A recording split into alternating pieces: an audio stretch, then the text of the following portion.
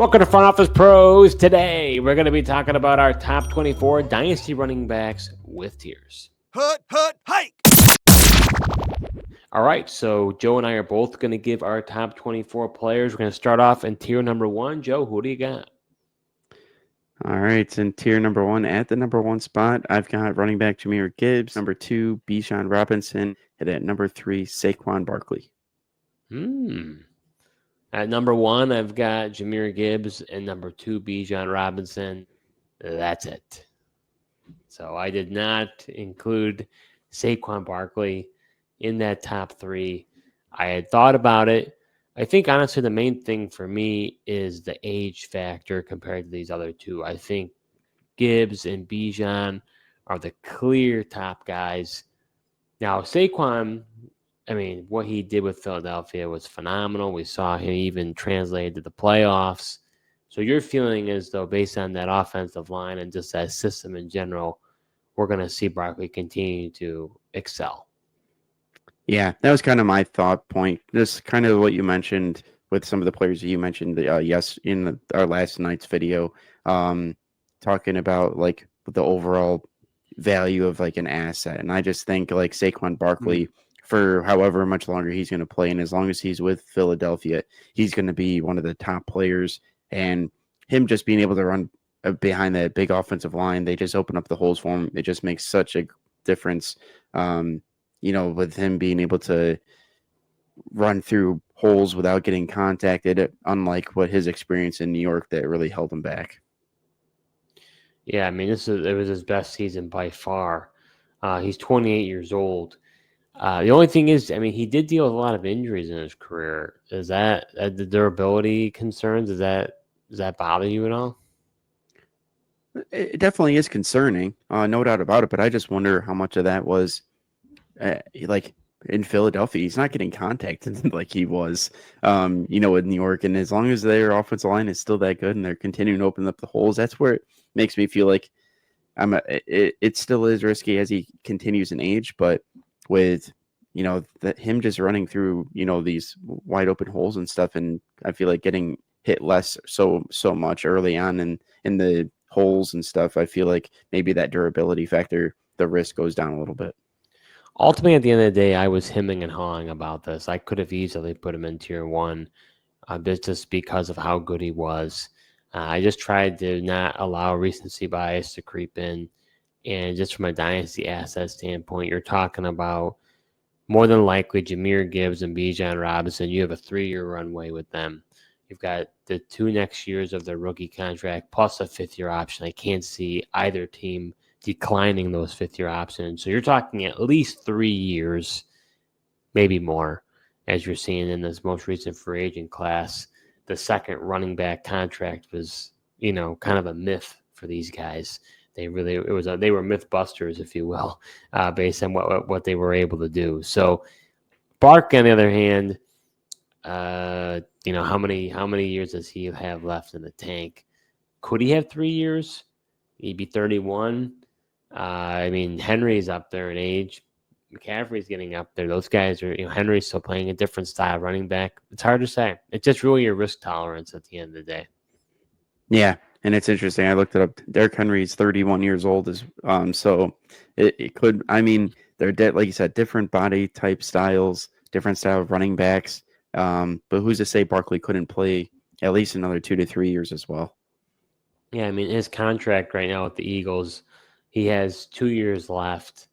I envision he'll probably be on the roster for the entire thing. I don't see that really changing at all. They do have a lot of void years added to it. They could, they're not cutting him. I mean, he's going to be there for the next 3 years, next 2 years, and he'll be a free agent when he's 30. So that'll be interesting to see what happens there. At least the next 2 years, I think you're solid. It's that you get an extra year with Bijan and Gibbs. Yeah, I mean, I just think he's going to be right up there performing with those guys, and if it is only the next 2 years, he's still going to be one of the top running backs and dynasty assets to have in those couple of years. All right, let's head over to tier number 2, Joe. Who do you got there? All right, in tier 2 at number 4, I've got Jonathan Taylor. 5, Devon Achan. 6, Kyron Williams. 7, James Cook. 8, Bucky Irving. And at 9, Brees Hall. Wow. Okay. At 3, I've got Saquon Barkley. 4, Brees Hall. 5, Josh Jacobs. And 6, Jonathan Taylor. I got to tell you, I am stunned by this role reversal of Brees Hall and Jonathan Taylor. I mean, you were one of the biggest fans of the Brees Hall fan club. Yeah. And I have him at 4. You have him At 9. 9. At 9. Why? Well, I'm worried about the Jets offense overall. Hmm. And then so the Jets offense has just been terrible. Depending on what quarterback goes in there, we'll see. Is it, a veteran guy? Do they adjust it in the draft? I'm not really sure. So question mark at quarterback and just the offense overall. And then for him too, I'm a little bit worried about just these injuries, nagging injuries that keep piling up for him too. Hmm. I really think it's not a matter of his talent. I'm just concerned with his current situation, what that offense is going to look like. And this could definitely change depending on, you know, getting a better sense of what they're going to be doing for their plan of attack on offense and, different quarterback that comes in there. But as it sits right now, I'm nervous about him. And he's somebody that, been disappointed in him. He's a guy I've been very high on, but at some point, I just wonder with the injury factors, that bad offensive, if he really can be that, one of these great fantasy assets. Wow. Yeah, I was not expecting that out of you. Uh, Here's the thing. I have not been a Brees Hall fan, so I'm kind of surprised that I'm higher on him than you are. I just think he can't. I Okay. You've got Braylon Allen there, right? That was more of the concerning factor for me, how involved he was. Brees Hall didn't get as much volume, and I don't think anyone expected that, and then we saw him not do as well. Now, with the new head coach, Aaron Glenn, he came from Detroit. He played on the defensive side of the ball. He was a defensive coordinator. Does he try to have a thunder and lightning approach with the Jets now and having the offense really start in the trenches and really be focused on the run? I could see more of an emphasis of that, especially with the rumor has it that Aaron Rodgers is going to be gone. Right. So if Aaron Rodgers is going to be gone, now the concern could be they could stack the box. That's certainly the case. Could I feel like certainly they're stack already the doing box. that with Aaron Rodgers. Right. Yeah, right. So, and if you look at his yards per carry, has decreased over time here. The other thing that's interesting is he will be a free agent after this year. So, what happens to Brees Hall in the 2026 offseason? Does he sign back with the Jets when the Jets try to tag him? Will he try to go somewhere in free agency? That'll be very telling. But he's still 23 years old.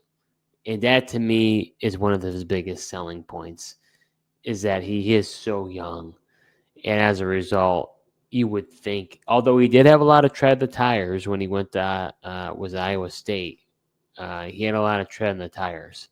This is not a guy who played 1 year and didn't play. He played a good amount of college ball. So he's a tough one. I could see why you had him lower.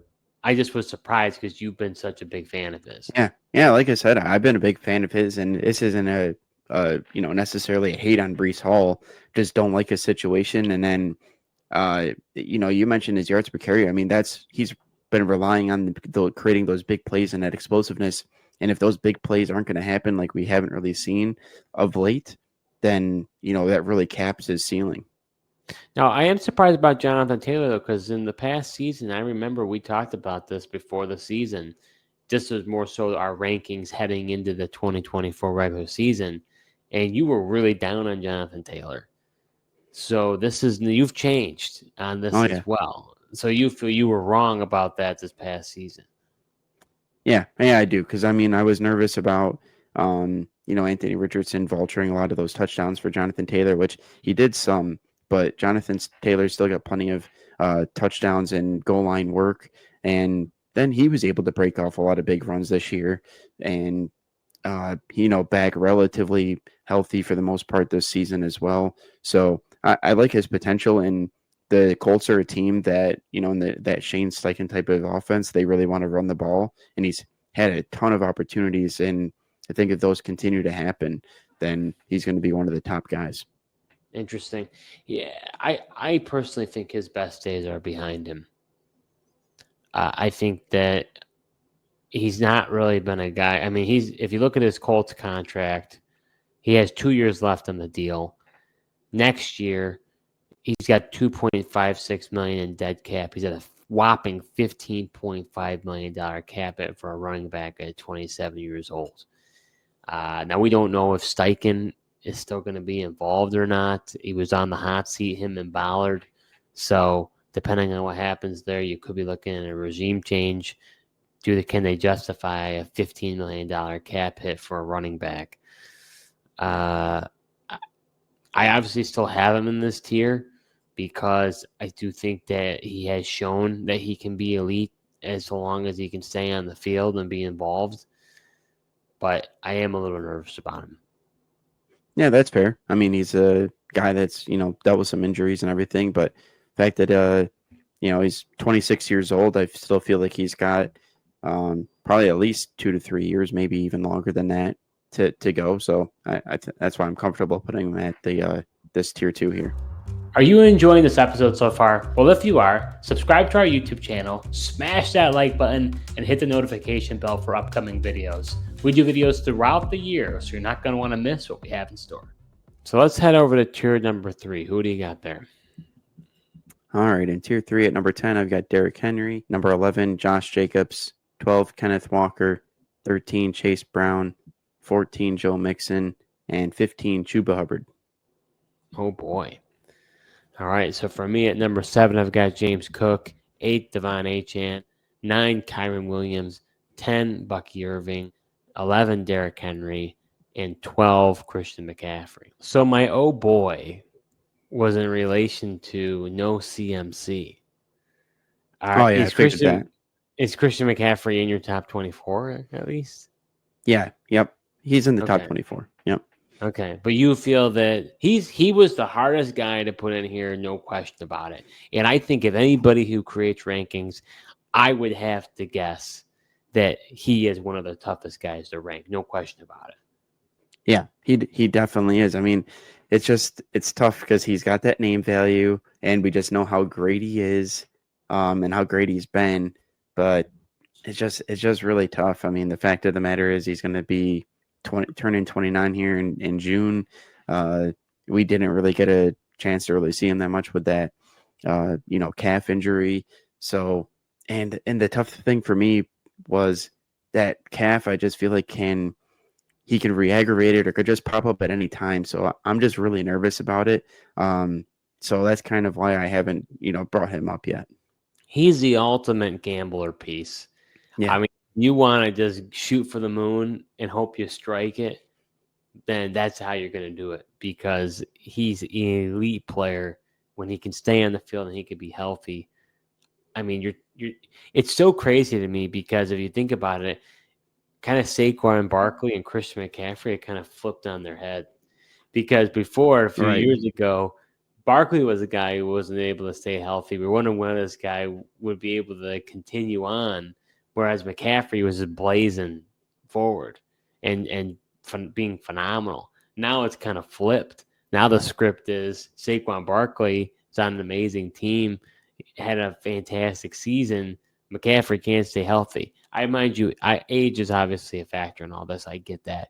But all I'm saying is as far as the narrative surrounding the player goes, everyone was going to talk about Barkley and can he stay healthy and can he stay on the field. That wasn't really McCaffrey's story to this degree. Yeah. I mean, it was when he was with the Panthers, but he's been really good since the 49ers. I just wonder if just all that workload that he's had since coming over to the 49ers and just being the the main focal piece and an absolute fantasy stud is just starting to catch up to him. And have we really seen the end of the Christian McCaffrey dominance? Mm. Now, one of the biggest discrepancies that you and I have, and I'm not surprised because I think you and I usually have a discrepancy on Josh Jacobs here. I'm a little, Yeah. to me, I mean, he's 27 years old, so he is a little bit older. I get that. But he had a great year in Green Bay. 15 total touchdowns. That was a career high. Had 1,329 rushing yards, which was not a career high, but still had over 300 attempts. Was involved in the receiving game with 43 targets. We've seen that running backs now in the second contract, like these mythbusters, as I was saying before, they're not in the traditional mold where these guys typically you don't want to give these guys a second contract. I just think he was so good. I'm a little surprised how low you got him. Yeah, he was good. I don't think based on how the Packers like structured the contract and stuff for him, I don't know if they're completely sold on him. I don't think it's out of the realm for them to, add another back to compete with touches this upcoming season too. So I kind of put him in my third tier where kind of the older running backs are living, but they're productive. But I mean, I think So it's you're kind of kind of crazy. saying he's a sell high at this point would be your. Yeah, I mean, he's 27. Just kind of he's been dinged up here and there, and yeah, I mean he's on a good offense. So with the Green Bay Packers, he had a really good year. Just wonder if he's going to be able to continue to repeat that, or depending on who they really bring in there, if they, I'm assuming with this draft class, most teams are going to be adding a running back here. So just out of curiosity to see who they land, or if he's going to still get that same workload this upcoming season. Yeah, the other guy that you and I differ a little bit on here is Devon Achane. And Kyron, honestly. You have him a whole other tier ahead of me. I think Achane might be one of the most overhyped guys out there right now. I like him, and I've grown on him since you talked about him in the past. So I want to, have the record straight on that. And I recognize he was the number 5 RB this past year. But like we had talked about, this Miami Dolphins team, it's not a sure thing that this offense and this plan of attack is going to be the way it is going forward. I think Mike McDaniel's seat is getting warmer by the day.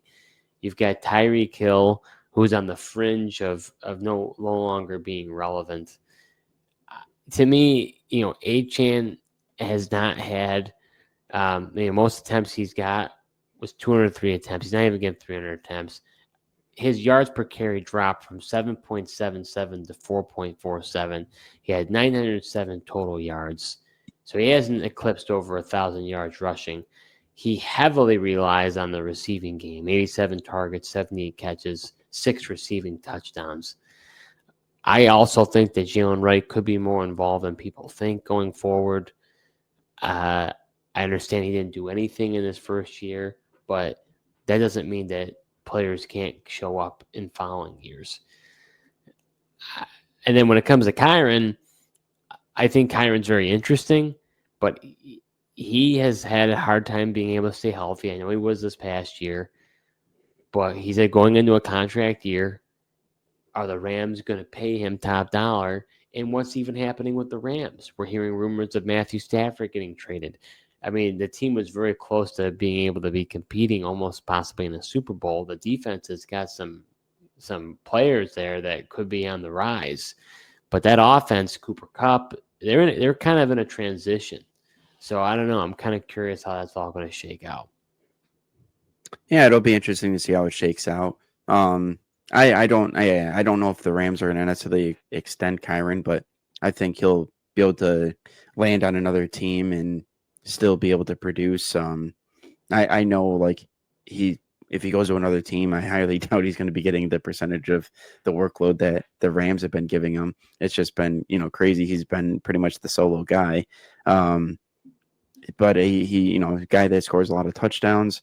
So I still think there's opportunity for him if they don't decide to. But The Rams Well, also you got could Blake Corum extend too. him. I mean, they never. I mean, unless they don't intend to use him, he was drafted decently high, and Yeah, he didn't do anything his rookie year. They barely relied on him.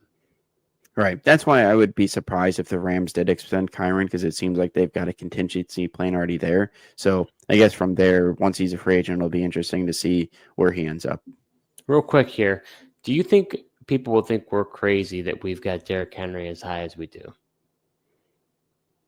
I mean, I don't think so. I mean, I get his age, but it's just one of those things. I was looking at it this from I get dynasties about longevity, the young players, which I've got a lot of young players at the top of my rankings, but at some point it's just like got to view this guy as an asset for your team.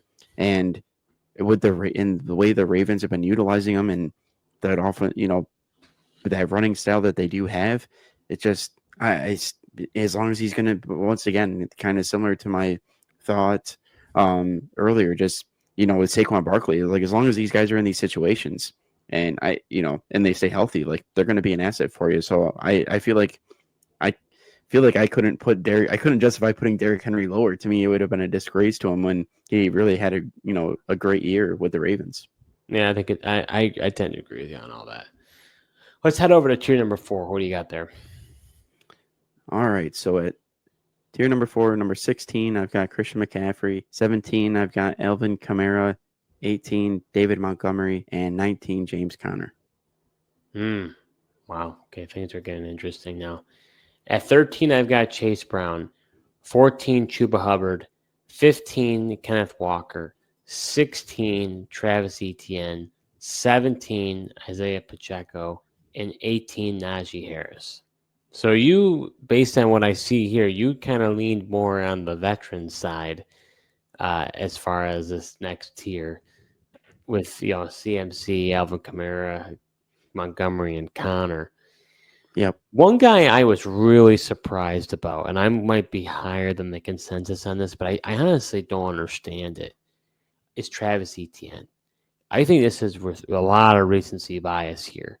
I understand he had a really bad season this past year, but when we talked about Dynasty rankings a year ago, you and I were both talking about Travis Etienne in the top 10. I think most people had him in there. He had a fantastic season 2 years, not this past year, but the year prior. To me, I'm just based on his age and based on his just pure potential now in this offense with Cohen. I don't know. To me, I mean, he's only 26 years old. That was a head scratcher for me. Yeah, I think it's just tough. Just not knowing exactly what the Jacksonville Jaguars offense is going to look like. Obviously, he is in my top 24. I just haven't mentioned him yet. But that was kind of the factor for me. And the fact, I mean, 26, he's still relatively young, but he's, middle of the pack age wise for the running back position. But I mean, you got to say that's quite the tumble, though. I mean, you had him, I think, probably in the top 7. I want to say, and he's tumbling way down here.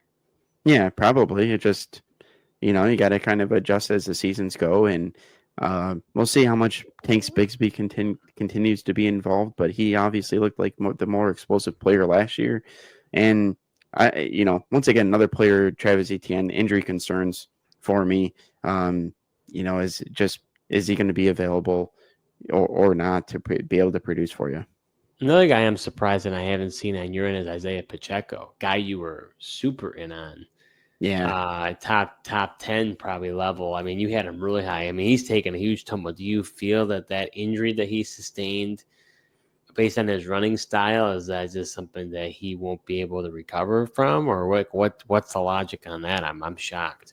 I'm dropped him because to me, once he came back, he was unimpressive from the injury, and I think the Chiefs are going to be looking to draft a running back, and to be a more explosive player. Yeah, because that's really what they were lacking. Like they had Kareem Hunt and Pacheco out there in the Super Bowl, and both guys are like similar backs. Like they're not that explosive player. They're more, grind out the type of 3 to 4 yard runs, tough physical runners. Don't get me wrong. But I think they want to upgrade that position and look for a more explosive player. And if that happens, I'm concerned for Isaiah Pacheco. Then also, it's just how are they going to be able to upgrade this offensive line? Because obviously that was also exposed with just with them being able to control the line of scrimmage. So I have as high as I was about Pacheco before this season, I'm concerned about him moving forward.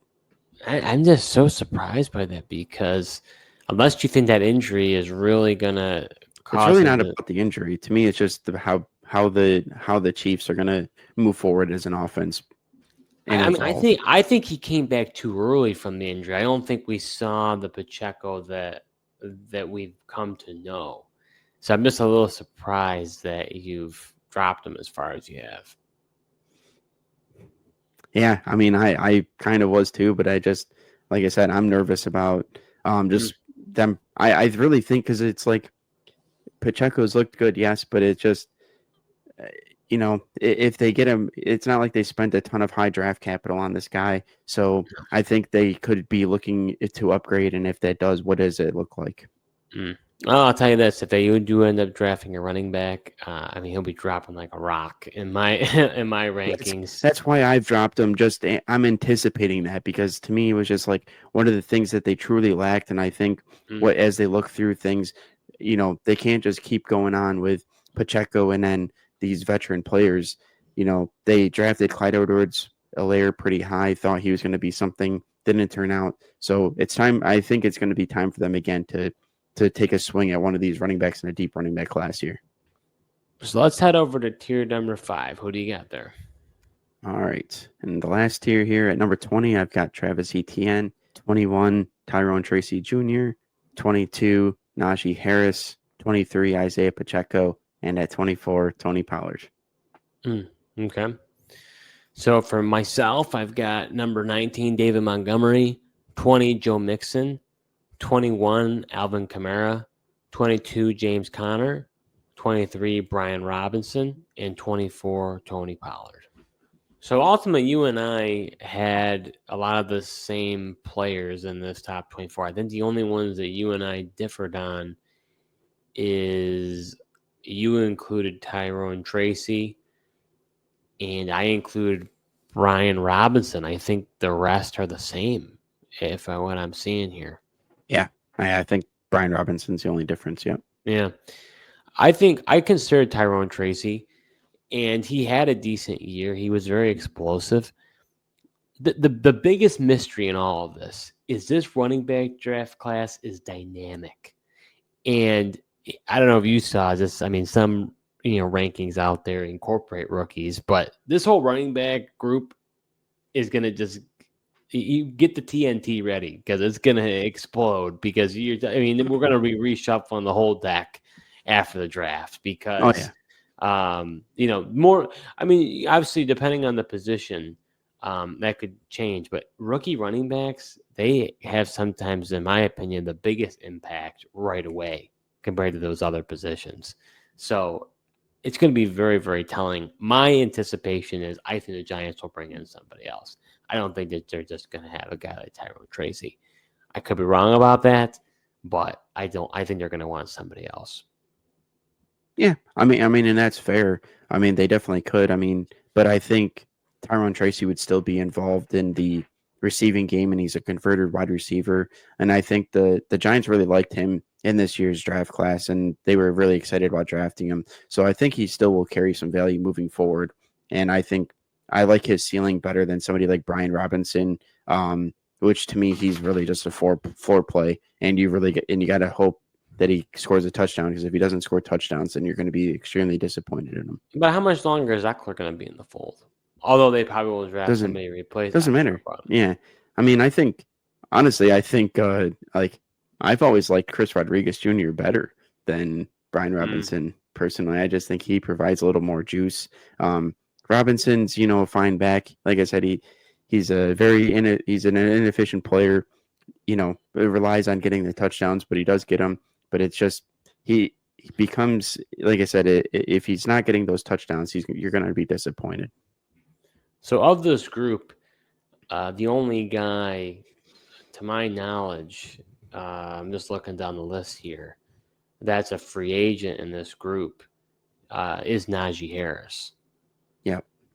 So do you think he has the most to gain with the possibility of being a riser as we kind of see what happens to him in free agency. He Yeah, also has the potentially. most to lose, possibly, too, depending on where he goes. Yeah, I mean, I don't know how much he has to lose. Because I mean, he's already kind of in an not the most exciting place in Pittsburgh, and once again, they're looking like Russell Wilson's not going to be back. So, question is up in the air at the quarterback position once again for them. So I don't know if there's much for him to lose, but he's definitely got a lot to gain depending on which team he happens to go to and what's the running back situation look like on the team that he does go to. So that does it for this episode. We gave our top 24 Dynasty running backs with tiers, Joe and mine. If you have any thoughts or comments, go ahead and put it below this episode. Happy to give you our thoughts and to have the dialogue. Thank you so much for tuning in, and until next time.